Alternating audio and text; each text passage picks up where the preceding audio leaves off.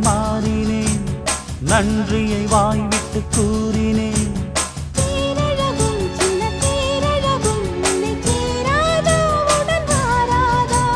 மானழகும் கெண்டை மீனழகும் கண்கள் காட்டாதா இசை கூட்டாதா